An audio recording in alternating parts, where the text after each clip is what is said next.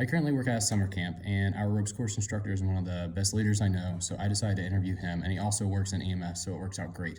And here's the video. Okay, so can you just introduce yourself for me? My name's Craig Shaw. I'm an advanced EMT with Carter County EMS and Rescue. I've been in EMS for 9 years. I'm an advanced EMT in Tennessee and North Carolina. I am certified in high angle rescue, swiftwater rescue. I'm a public safety diver. I'm also a wilderness EMT, and that sounds about it. Okay, can you explain the qualities that make a strong, effective EMS leader?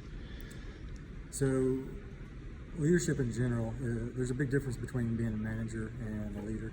And a leader is somebody who can not only take situations that are thrown at them and adapt to them, and not necessarily play by the same rule book every time, but figure out how to take a situation and handle it properly and apply protocols and guidelines and the rules to that situation to make sure that the patient and their employees, their teammates, whoever, are safe and effective while they're doing that. Leadership is also something where somebody they inspire others. Other people want to be around them. They encourage and they show people how to be better. They're always somebody who's trying to avoid negativity. They're trying to avoid situations where people create bad atmospheres, either by toxic personalities or looking down on people, talking down about other people.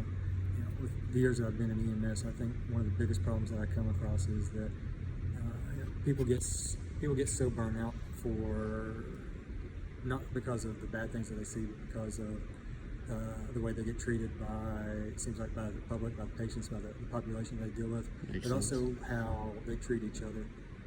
Sometimes there are rivalries between agencies, sometimes there are rivalries within agencies, between shifts or different crews, things like that.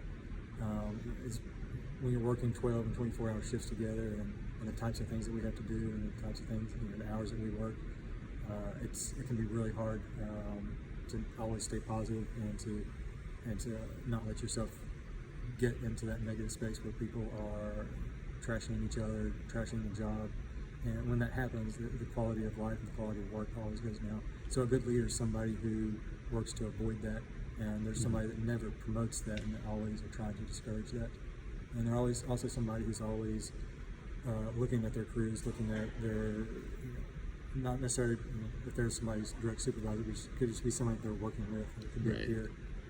They're always looking for ways to help make things better and to help keep things positive and to look out for the emotional well-being and the academic intellectual development of people.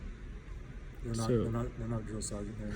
So how do you think a leader could basically overcome something like that, to where it's kind of like everything seems to be negative? How can they overcome that to kind of turn a system around? It's very difficult, especially if that kind of culture has been ingrained within the agency or the shift for an extended period of time. The first thing they have to do is make sure that they're not a part of it. No matter what, they have to always rise above that attitude, that atmosphere. And the other thing is to find ways to positively reinforce the good behavior within people. So when they do see that, how do you reward people for doing that? How do you make them want to act that way? And then there are times where that doesn't, that alone doesn't work. Just by encouraging good behavior and discouraging bad behavior, sometimes that won't always overcome it. And sometimes the changes need to be made, either reassigning partners, reassigning people to shifts, or depending on what kind of role you're in, it may come down to relieving somebody of their job.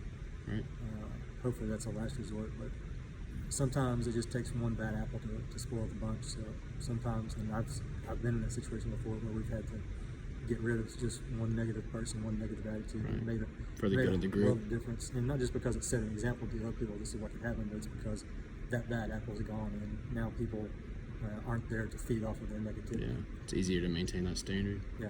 Okay, thank you. Appreciate it.